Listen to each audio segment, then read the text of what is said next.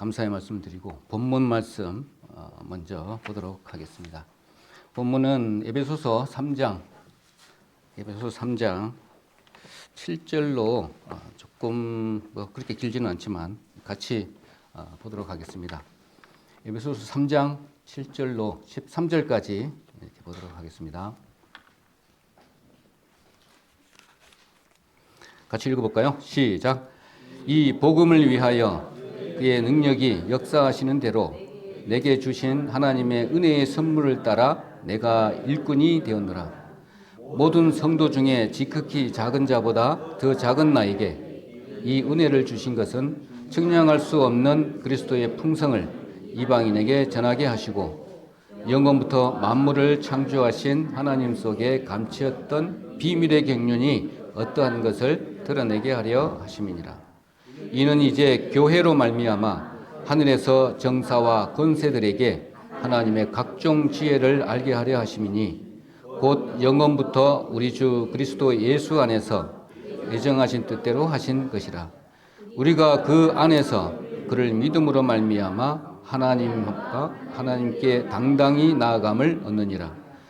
그러므로 너희에게 구하노니 너희를 위한 나의 여러 환난에 대하여 낙심 말라. 이는 너희의 영광이니라.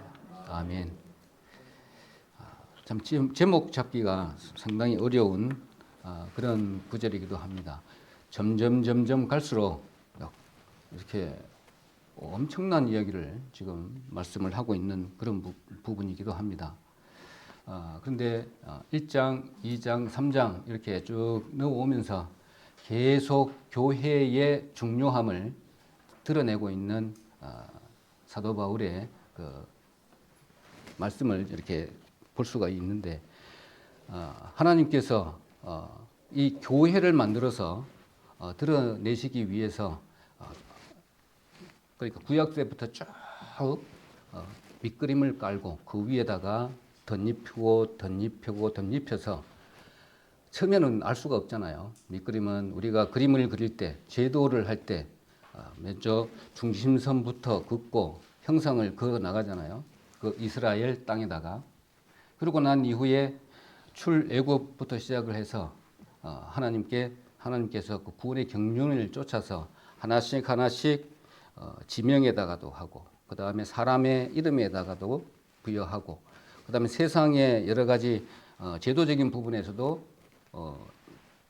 부여를 해서 그것을 하나씩 살을 입히다가 보니까 뭔가가 자꾸 뭔가 생기고 그렇습니다. 그래서 구약에서 미리 입혔던 그림이 신약에서 그 위에 한층 더 넓히니까 하나님께서 무엇을 원하시고 하나님의 뜻이 무엇인지를 어렴풋이 알다가 안개처럼 그 다음에 수건이 가려진 것처럼 율법을 주시고 그 다음에 계절을 주시고 또 성막이라는 그런 부분도 같이 이렇게 곁들여가면서 출애굽 상황에서 그러면서 최종적으로는 목표는 하나님과 영원히 같이 사는 것이지만 그것을 교회를 통해서 하나님의 그 원대한 뜻을 드러내시기를 원하십니다. 하나님은 그 가운데서 세상에 여러 가지 부류 사람들이 많이 있는데 특히나 성경에서는 이방인과 유대인 이게 너무나 같이 할 수 없는 그런 상황에 있는 사람들 예수님께서 하나님께서 십자가를 통해서 하나 되게 하셔서 실제로 눈에 보이는 각각의 지체들이지만 하나님 보시기에는 영적으로 보셔서 이것을 하나로 만드신다는 것이죠. 하나에. 그래서 그리스도의 한 몸을 만들시기 위해서 이 교회를 예비해 두셨다라는 것입니다. 그렇다면 우리는 지금 한 개개인이 우리 보이는 교회, 보이지 않는 교회 우리가 말씀을 드렸지만 보이지 않는 각각의 우리 성도님들이 교회잖아요. 이 교회가 하나가 되어서 하나님 뜻에 하나가 되어져서 하나님이 지금 원하시고 있는 본문 말씀처럼 그것을 드러내시기를 원하시는데 교회를 통해서 드러내시는 걸 더 포함을 해서 더 뛰어넘어서 천상의 존재들까지 그것들을 알게 하시기를 원한다라는 본문의 말씀입니다. 그래서 가만히 생각을 해보면 그렇습니다. 1장부터 쭉 이렇게 해 오다 보니까 이런 부분이 생각이 들더라고요. 일단 한번 1장부터 무엇을 말씀해 왔는지 간단하게 스크린이 오른쪽에 있는데 한번 보면 전번에도 쭉 해왔던 1장, 2장, 3장 해가지고 6장까지의 기본적인 내용은 우리가 다 알고 있는 내용이니까 3장에 있는 부분만 하나님의 경륜 이 부분 한번 제가 간단하게 훑어 넘어가도록 하겠습니다. 오늘은 우리 25년도 또 직분자 또 이렇게 일꾼들을 뽑는 시간이라서 간단하게 한 10분 내지 15분 더 당겨서 끝내도록 그렇게 하겠습니다. 먼저 보도록 하겠습니다. 그래서 3장 전체의 내용 전체적으로 본다면 1장부터 4장 중간까지 교리편, 그 다음에 4장 17절부터 해가지고 6장까지 실천편 이렇게 나누어지는데 오늘 3장 부분에 있어서는 하나님의 경륜, 내가 유대인이지만 이방인의 사도로 임명받은 자다. 지금 에베소 교인들은 다 이방인이잖아요. 그게 주관적으로 이제 말씀을 하고 있는 부분입니다. 이제 하나님의 경륜은 비밀이다라는 겁니다. 이게 지금은 알 수가 없는 부분이라는 것이죠. 그러니까 앞으로 이제 오늘 이것을 통해서 사도 바울을 통해서 드러내게 되는 결국은 비밀은 마지막에 드러내야 되는 부분이니까 그렇게 지금 말씀을 하고 있습니다. 자, 그래서 3장 내용은 하나님의 경륜, 하나님께서 창세 전에 고린도전서 2장 7절, 로마서 16장 25절로 26절의 말씀 보면 창세 전에 하나님의 경륜 내지는 또 비밀의 경륜 이게 숨겨져 있다, 미스테리다. 사람의 이성적으로는 알 수 없는 그런 계획이 숨겨져 있었다. 지금은 모르지만은 나중 덧입혀 보면 이것이 무엇을 말하는지 그때쯤은 알 것이다 라는 겁니다. 그래서 3장 내용에는 하나님의 경륜을 중점적으로 해서 사도 바울이 세상에 나가는 이방인의 사도가 되는 그 내용을 지금 말씀하고 있습니다.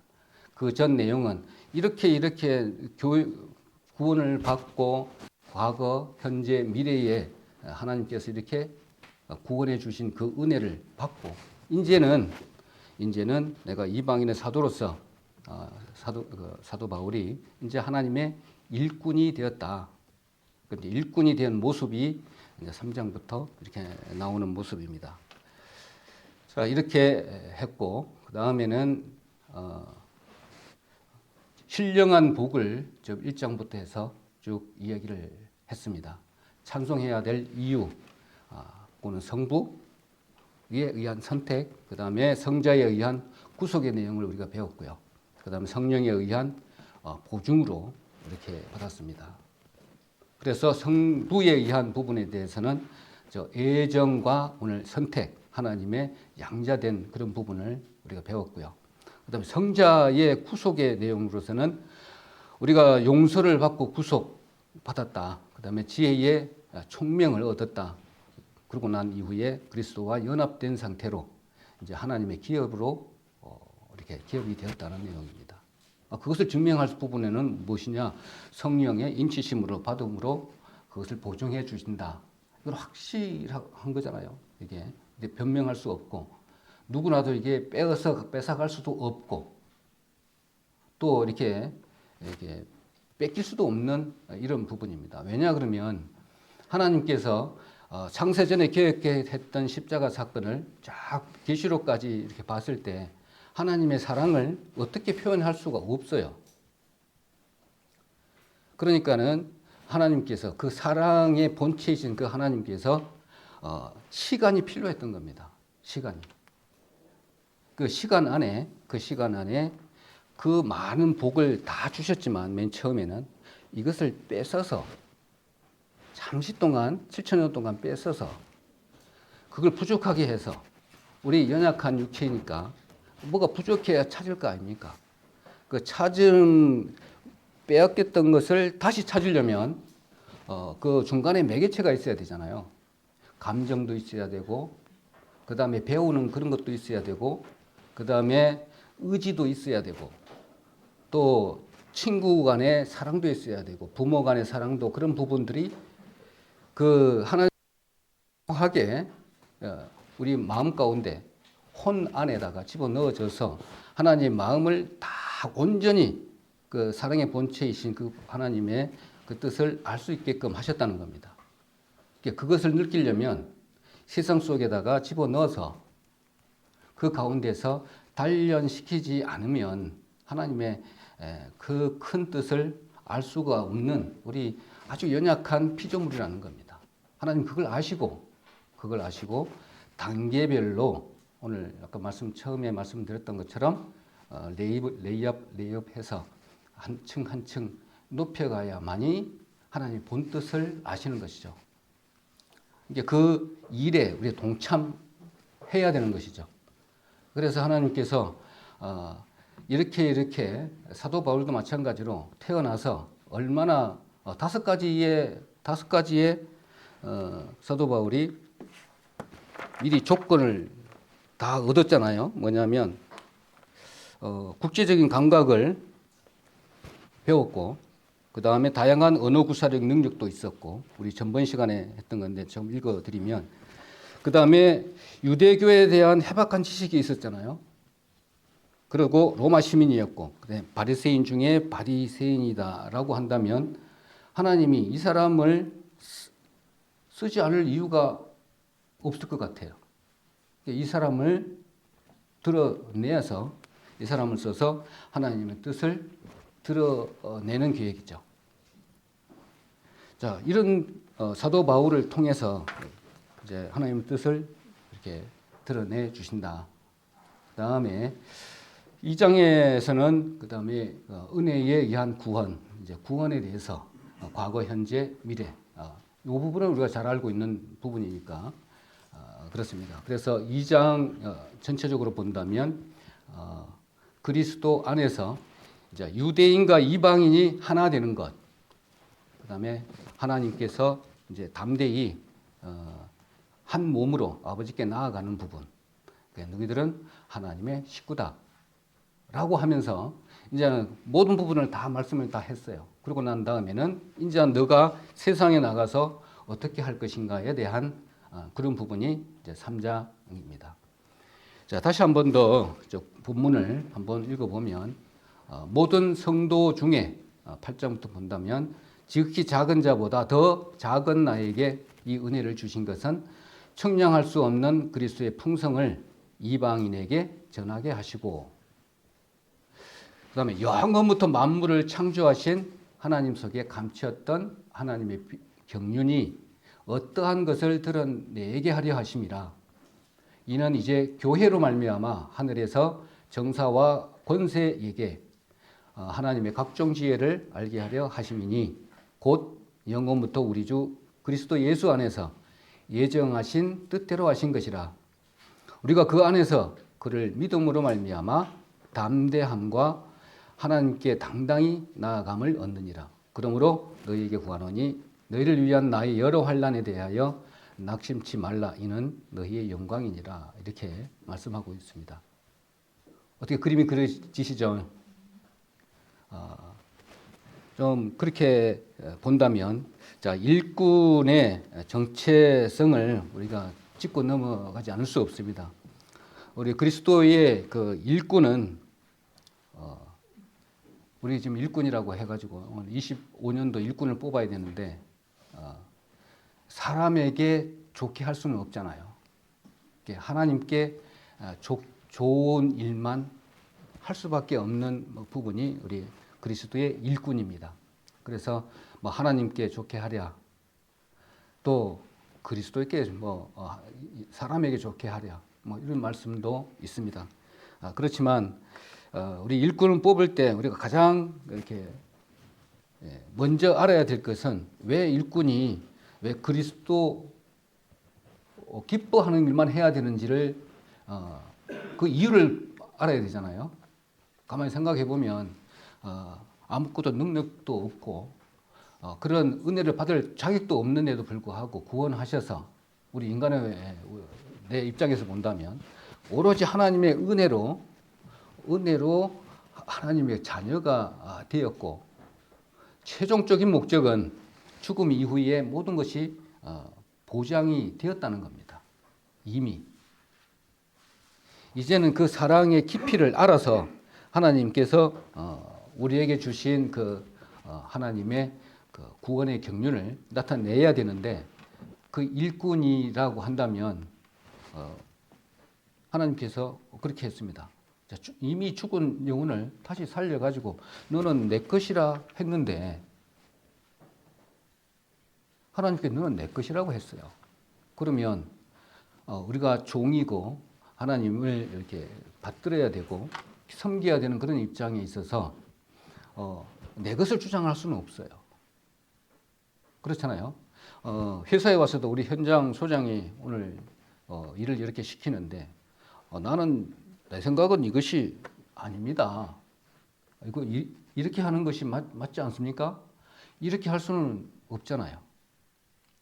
선장이고 거기에 탑이라고 한다면 나의 주인이라고 한다면 주인의 명령에 아무 반응 없이 그대로 따라야 하는 것이 일꾼입니다. 예전에 일꾼 하니까 배 밑에서 노 젓는 사람의 일꾼을 비유했는데 오로지 속도에 맞춰서 노를 저으라 그러면 저어야 될 수밖에 없는 겁니다. 장단에 맞춰서. 그러고 비유한다면 그리고 세상에 나와서 값 없이 주신 하나님의 은혜를 다 받았어요. 부족한 것 없이.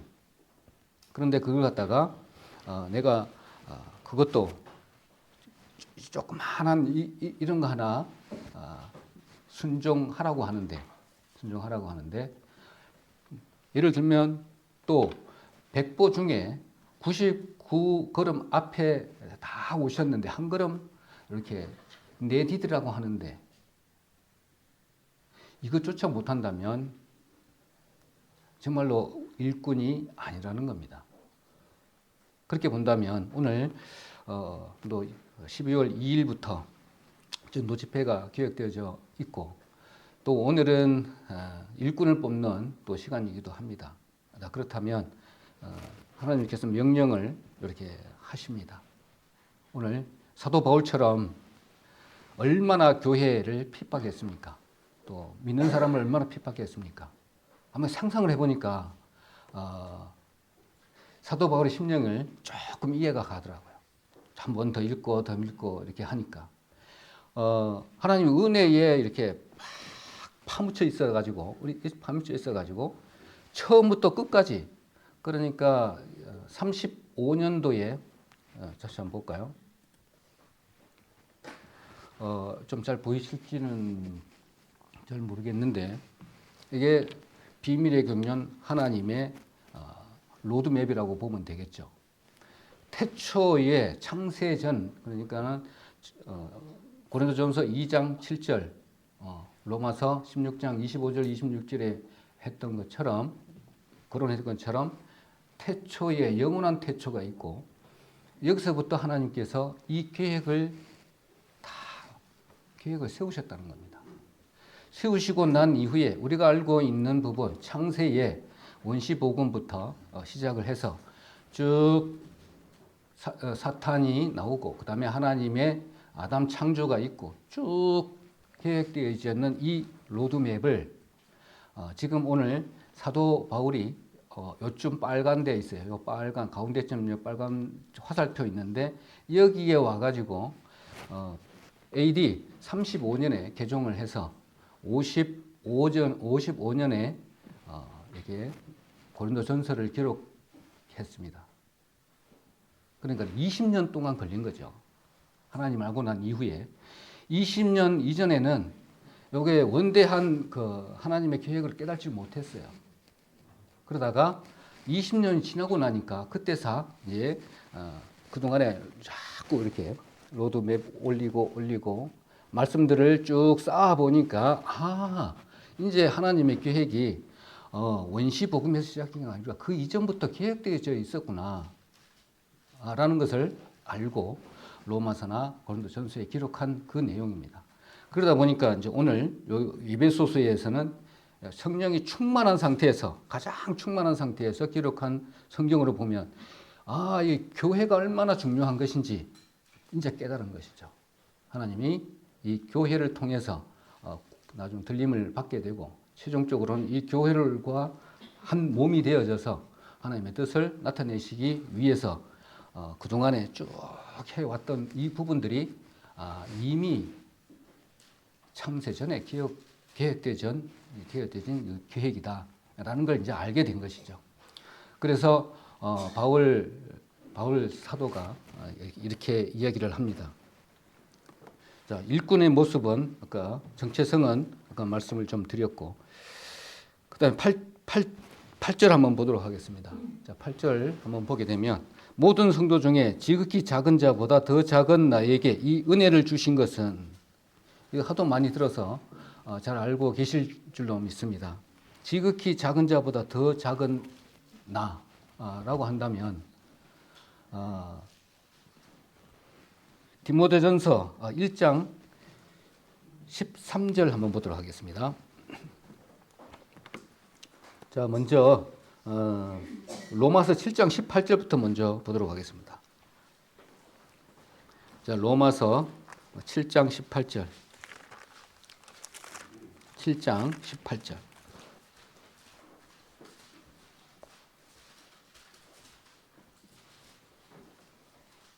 자, 제가 읽도록 하겠습니다. 내 속에 곧 내 육신에 선한 것이 거하지 아니하는 줄을 아노니 원함은 내게 있으나 선을 행하는 것은 없노라. 이렇게 말씀을 하고 있습니다. 지극히 작은 자보다 더 작은 나에게. 고린도전서 15장 9절에는 지극히 작은 자라고 표현을 했고, 그 다음에 디모데전서 1장 15절에는 내가 죄인 중에 괴수라고 이야기할 정도로 교회를 핍박을 했기 때문에 나는 하나님 앞에 한 발자국도 나올 수 없는 존재라는 것을 뼈저리게 느낀 사람입니다. 그렇기 때문에 이걸 갖다가 어떤 표현하기 위해서 남들에게 잘 보이기 위해서 나중은 유대인들에게 잘 나타내 보이기 위해서 하신 말씀이 아니라는 걸 우리가 알 수 있습니다. 그래서 제 의식에서 비롯된 겸손의 말씀이 지극히 작은 자보다 더 작은 자라고 하는 것입니다. 이것이 우리가 구원받고 난 이후에는 얼마든지 그렇게 이야기할 수 있잖아요. 하나님을 믿도록 하지만 조금 시간이 흐르고 나면 사람이 좀 바뀌잖아요. 그런데 지금 이 말씀을 하고 있는 시대는 벌써 엄청난 시간이 흐른 이후에도 이런 말씀을 하고 있다는 겁니다. 그렇다면 사도 바울의 그 심령 안에 그 내용이 어떠한지를 주님을 향한 그 내용을 충분히 이해가 가는 부분이기도 합니다. 그래서 작은 자보다 더 작은 나가 이제 일꾼이 되었는데 이렇게 표현하고 있는 겁니다. 자, 그래서 우리 여기에 해당되는 말씀 중에 제일 예화로 많이 듣는 그런 부분이 있잖아요. 나는 그게 제일 간혹가다가 많이 생각이 드는 부분이 뭐냐면요, 그겁니다. 불빛이 있는데 우리 등불은 말 아래 두지 않고 등경 위에 두나니 이렇게 말씀한 부분이 있는데, 우리가 예전에는 빛이 그렇게 없었으니까 그렇다 치더라도 현세에 와가지고는 빛에 가까이 가면 갈수록 눈에 얼굴에 아니면 옷에 주근깨도 많이 보이고, 그 다음에 옷에 뭐가 붙는지 먼지도 잘 보입니다. 그렇지만 빛에 멀리 갈수록 그것이 다 가려지고 잘 안 보이잖아요. 그와 마찬가지로 사도 바울은 아주 빛 대신 예수 하나님께 가장 가까이 가 있었던 상태죠. 우리도 얼마든지 가까이 갈 수 있습니다. 성령 충만한 상태는 항상 가까이 갔던 적 우리 다 있죠. 막 하나님을 알고 난 이후에 아무것도 끄리낌이 없고 아무것도 무서울 것 없는 존재로 얼마 동안은 사는 것 같아요. 그렇지만 그것을 이제 점점 지나가다 보니까 그 마음이 조금 흐릿해지는 그런 경우도 우리가 알잖아요. 그와 마찬가지로 지금 사도 바울은 그런 상태라는 겁니다. 그것이 계속 유지됐다는 것이죠. 참 대단한 사람인 것 같아요. 자, 그런 부분에 있어서 사도 바울을 좀 생각을 이렇게 해보면 되겠죠. 그래서 은혜 위에 은혜다라는 말씀이 여기서 나옵니다. 자, 그런 부분에서 지금 8장 8절의 내용을 그렇게 이야기를 하고 있는데 그것이 측량할 수 없는 그리스도의 풍성을 이방인에게 전하게 하시고 이렇게 기록을 되어 있는데 예전에 목사님께서 이거 말씀을 좀 해주신 것 같아요. 그리스도의 풍성이라고 이렇게 간단하게 이렇게 한마디로 이야기를 했지만 우리는 잘 알고 있잖아요. 그 풍성이 얼마나 큰지 그 안에 내포되어 있는 내용들이 얼마나 많은지를 우리는 알 수 있습니다. 그래서 예전에 했기 때문에 이거는 간단하게 넘어가도록 하겠습니다. 뭐냐면 우리는 1장, 2장, 3장 초반에 거쳐서 그리스도의 풍성이 무엇인지 우리가 잘 배웠습니다. 창세 전에 십자가를 준비를 하시고 그 이후에 성부 하나님이 하신 일, 성자 하나님이 하신 일, 그 다음에 성령 하나님께서 우리를 어떻게 빚어가시는지 또 그러한 이후에 과거에는 어떠했는지 그 다음에 현재 미래에는 어떻게 될 것인지를 쭉 말씀해 오셨기 때문에 그렇습니다. 그래서 우리는 내세울 것도 없고 피조물인 상태로 모든 것을 하나님이 잠시 빼앗아간 상태이기 때문에 아무것도 자랑할 것이 없어요. 그런 상태에서 하나님께서 그 사랑의 마음을 주시기 위해서 그 안에다가 하나씩 하나님의 마음들을 사랑의 마음들을 한 개씩 심으신다고요. 그러시면 그 사랑의 무게에서 지금은 사도 바울 같은 경우에는 어마어마한 성령 충만한 상태고 빛 가운데 가장 가까이 있다 보니까 죽음도 오지 않다. 그 다음에 이제 옥중에서 편지를 쓰면서 하지만 죽을 줄 알아요. 그런 상태에서 이 편지를 기록을 한 것이죠. 그렇다 본다면 교회에 대한 사도 바울의 그 권고, 교훈, 어떤 바라는 마음이 엄청 컸을수록 썼을 거라고 생각이 들어집니다. 그래서 그리스도의 풍성함, 어떻게 할 수가 없으니까 그냥 풍성함 이렇게 표현한 것 같아요. 우리는 잘 알고 있는 내용이지만 그래서 그 첫 번째로는 우리 구원받은 거잖아요. 구원받은 게 제일 큰 거잖아요.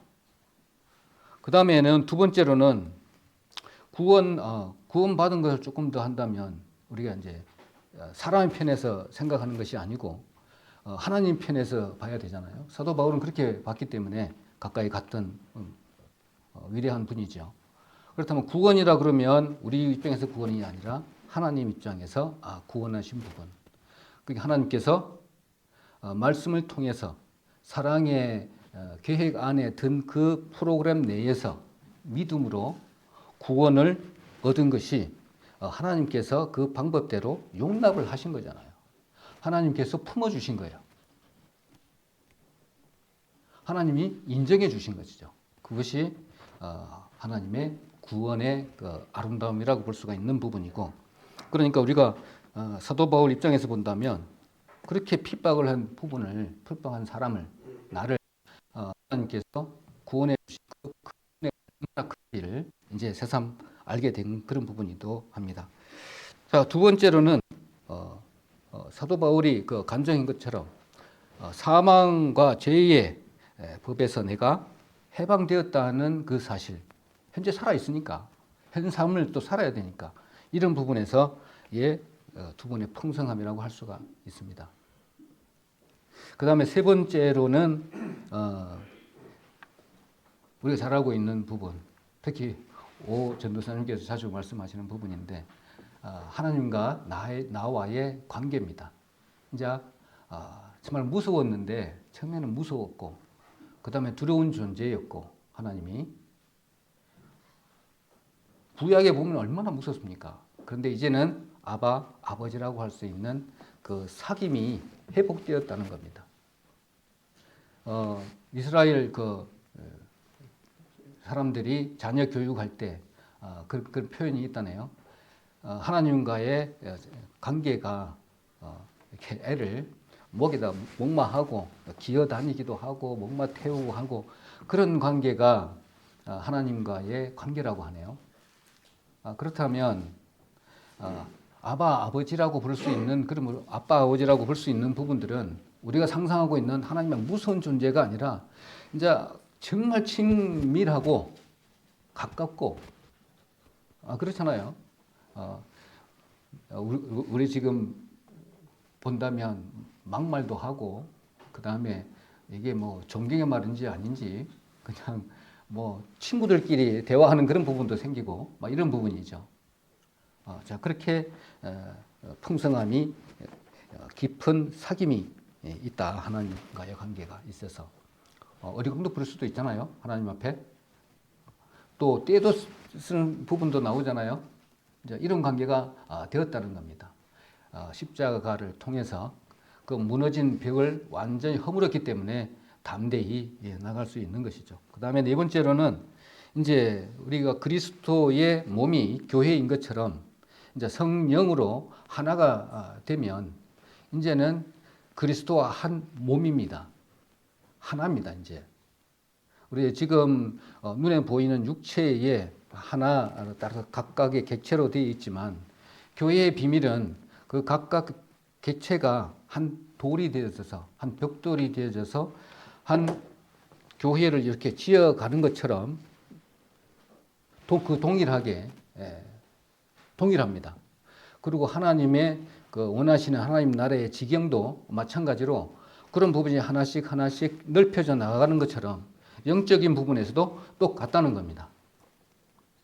그렇게 한다면 하나님이 원하시는 것이 토탈 그러니까 하나님의 큰 뜻의 비밀들이 무엇인지를 우리가 알 수가 있는 것이죠. 나중에는 그런 상상을 우리가 해보잖아요. 천국에 가면 어떤 모습일까? 이런 부분을 우리 상상 많이 해보시잖아요. 이런 것처럼 사단의 그 계보도 피라미드형이고 조직이 천국의 그 우리 직급을 받을 때도 피라미드 조직입니다. 우리 잘 알고 있듯이 밑에 그레이드는 사람이 많아요. 그리고 마찬가지로 사단의 조직도 위에서부터 이렇게 쫙 밑에가 제일 많죠. 자, 그거는 반대로 이야기하면 이겁니다. 만약에 하나님 입장에서 다 내 뜻대로 다 원하신다면 잘못되어 가는 그 한 형제를 한 자매를 내 식구를 아니면 내 권속을 가만두지를 않아요. 안 할 거 아닙니까? 바로 그 자리에서 징치를 해서 똑바로 갈 수 있게끔 바로 해가지고 할 거 아니에요? 그런데 그렇지 않고 가만히 두세요. 참으시고 오래오래 참으시고. 이게 뭐냐면 행한 대로 하나님은 갚아주십니다. 뭐냐면 제일로 위에 하나님 말씀을 제일 잘 듣고 했던 분들은 나중에 심판 다 받아야 되잖아요. 우리 의의 심판을 받을 때 그때 하나님께서 요 등급을 다 매겨서 하실 거라 이 말이죠. 우리 하나님 말씀을 잘 안 들고 말을 안 들었다면 공의의 하나님이시기 때문에 하나님은 그대로 심판해 주실 거라는 것이죠. 나중에 어느 부분에 가서 이 부분에 가서 제일 끝털이 이 부분에 가가지고 우리 하나님께서 하실 거예요. 그렇게 되면 거기에 가서는 이제 싹 직급이 다 틀리겠죠. 여기는 회장님, 여기는 목사님. 몇 골 받고 적은 부분들은 적게 하실 거 아닙니까? 그렇게 되면 그걸 상을 보고 우리가 하나님의 사랑을 더 깨닫고 이렇게 힘있게 담대히 사도 바울은 당당히 하나님 앞에 나갔다라고 지금 기록을 하고 있습니다. 그럼 조금 사도 바울이 뭘 보고 이렇게 강력하게 뛰었는지를 알 수가 있습니다. 그럼 몸으로 삼아 주신 그런 부분들은 교회를 빗대서 이렇게 많이 얘기를 하는데 이런 부분입니다. 예를 들면 이런 것이죠. 우리 시골에 가면, 우리 옛날 시골집에 가면 담장이 돌 담장이 있는데, 우리 건축이죠. 전공이 건축입니다. 벽돌, 블록 이런 거는 저 많이 해봤어요. 기능사 시험도 치고 그랬는데 그것도 정말 어렵거든요. 딱 맞춰야 되고 아치도 이렇게 딱 하고 그런 걸 하는데 그런 거 하면 기능이 필요해요. 그런데 시골에 가면 담장 우리 보면, 아니면 논두렁의 중간에 벽을 만들 때 돌을 버릴 수가 없어. 그러면 가운데다가 쫙 돌을 쌓아요. 담장을 멋지게 쌓아요. 그런데 큰 놈도 있고 작은 놈도 있고 돌 아닌 것도 있고 막 여러 가지가 있는데 보면은 멋지게 쌓아져 있어요. 비바람이 불어도 끄떡도 안 해. 자, 그렇게 본다면 하나님께서 이 교회 안에 잘생긴 사람도 있고 못생긴 사람도 있고, 그 다음에 많이 배운 사람도 있고 적게 배운 사람도 있고, 그 다음에 많이 가진 사람도 있고 적게 가진 사람도 있어요. 그 다음에 좀 부족한 사람도 있고 넉넉한 사람도 있고 막 여러 가지가 있을 거 아닙니까? 그래서 요 조화롭게 하나님은 이 교회에다가 그 일을 할 수 있게끔 조화로움을 이 안에 심어 놓으신 것도 이게 비밀이 아닌가, 이런 생각이 들어져요. 이게 한 교회 안에 잘난 사람만 다 있어봐요. 어찌 되겠나? 또 많이 배운 사람만 있다고 하면 어찌 되겠습니까? 이런 부분을 본다라면 하나님께서 그 조화로움도 여기에 몸으로 삼아 주신 것이 아닌가. 그리스도의 몸 안에, 또 교회 안에, 또 하나님의 그 마지막 목적지인 하나님과 동역을 할 수 있도록 하는 그 천국 하나님 나라의 그 경륜 안에 있는 그 내용들을 이렇게 본다면 이렇게 다양하지 않을까. 아까 피라미드처럼 하나님과 아주 밀접이 관계에 있는 그런 사람들이 있는 반면에 저 밑에서 있는 사람들도 있을 것이고 이럴 것이라는 것이죠. 자, 그런 걸 보고 얘기를 하고 있습니다. 그리스도의 풍성함. 마지막으로는 아까 말씀드렸던 것처럼 이제 마지막 날에 내가 언제 생을 마감하는 그 시간에 있다 하더라도 하나님의 계획은 계속 연장되어 가는 거고요. 그 하나님의 계획이 있으니까. 그러니까 내가 여기에 마무리 시점이라고 할지라도, 여기에 마무리 시점이라 하더라도 하나님의 계획은, 하나님의 경륜은 계속 이어져 가는 것이죠. 최종적 목적지까지. 그러니까 나는 부족함이 없어요. 실패자가 아니라는 겁니다. 결코.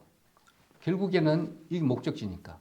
나중에 하나님께서 부활해서 천국에 들어갈 수 있도록 부활의 생명의 부활로 다시 올려서 영원한 세상으로 같이 갈 수 있도록 만들어 주시기 때문에 그렇습니다. 그럼 이 세상에 살아가면서 사도 바울처럼 이제 담대하고 당당히 하나님 앞에 나아갈 수 있어야 되는 것이죠. 그런데 거기에 나갈 수 있는 부분들은 우리가 잘 알고 있듯이 출애굽기 그 마지막에 보면 그 모세가 하나님 앞에 나갈 때 구름이 확 있을 때는 무서워서 못 갔습니다. 전혀 못 갔지만 하나님께서 딱 콜하니까 그때 나갔어요. 하나님이 부르시면 반드시 이렇게 부르셨을 때 이렇게 나가야 되는 것이죠. 일꾼으로 부르셨을 때 담대히 나가야 됩니다. 우리. 자, 그런 부분을 그리스도의 풍성함이다. 그런 걸 쫓아서 사도 바울은 지금까지 그 교인들을 핍박하고 했는데 그 은혜가 너무나 크다 보니까 그 일꾼으로서부터도 죽음을 내놓을 정도로 그렇게 성령 충만한 삶을 살았던 것을 이렇게 볼 수가 있습니다. 그래서 그렇게 나갈 수 있는 그런 부분들은 9절에 보면 9절까지만 하도록 그렇게 하겠습니다.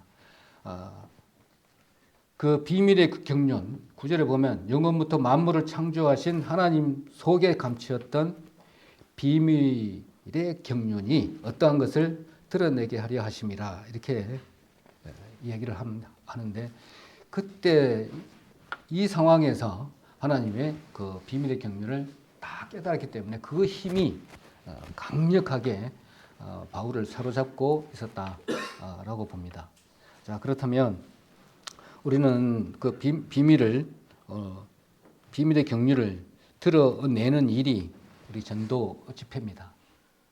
우리가 알고 있는 하나님의 그 계획을, 비밀의 경륜, 그것을 우리가 잘 알고 있잖아요. 그것을 오늘 전도 집회를 통해서 드러내고, 또 우리 삶 자체가 그걸 드러내는 거잖아요. 몇 장입니까? 사도들이 하나님을, 예수님을 배반하고,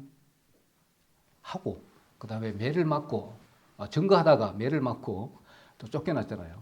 그럴 때 하는 말이 있잖아요. 그 매 맞고 고난받고 힘들어하는 그 자체가 그 하나님의 그 드러내는, 비밀의 걸 드러내는 일에 내가 동참했기 때문에 기뻐하노라. 그렇게 했거든요. 그렇게 했기 때문에 또 기쁨에도 동참해야 되지만 하나님의 그 고난과 힘든 부분, 이 부분에도 우리가 동참해야 된다는 걸 잘 알고 있습니다. 결코 쉬운 일은 아니라는 걸 우리가 잘 알고 있기 때문에, 익히 저희 같은 경우도 그렇습니다. 회사 다니다 보면, 특히 제가 안전을 해요. 간혹가다 이 말씀을 하지만 너무나 힘든 부분들이 저를 많이 옆에서 올가매는 부분들이 많이 있습니다. 그래서 간혹가다가 이제 그거 깜빡 잊어버리고 같이 맞대응하다 보면 나도 휩쓸리고 막 이런 부분이 많이 있어요. 근데 그런 부분에 보면, 여기 성경에도 말씀을 했지만 세상의 권세들, 그 다음에 주관자들에게 거론했지만 하나님의 교회를 뛰어넘어서 그 천상적 존재들에게도 그들이 알 수 있도록 하기 위한 그런 부분이지만, 세상적으로 본다면 세상의 일들을 제도적으로 이렇게 꽉 얽매고 있는 힘들이 얼마나 강합니까? 한 회사에서도 마찬가지예요.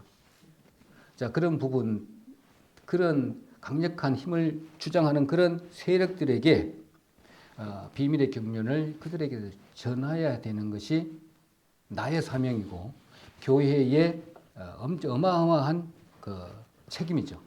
그래서 그 책임을 우리 다 하기 위해서 우리 12월 2일부터 전도 집회가 개혁되어져 있는 겁니다. 그리고 그 안에 우리 교회가 어떻게 또 해야 될 여러 가지 일들이 많이 있는 가운데 그 일에 부수적인 일이 있습니다. 그래서 자원하는 마음도 필요할 것 같고, 사도 바울의 그 심령을 조금 생각해 본다면 그런 부분에서도 많이 힘이 되지 않을까, 이런 생각을 해봅니다.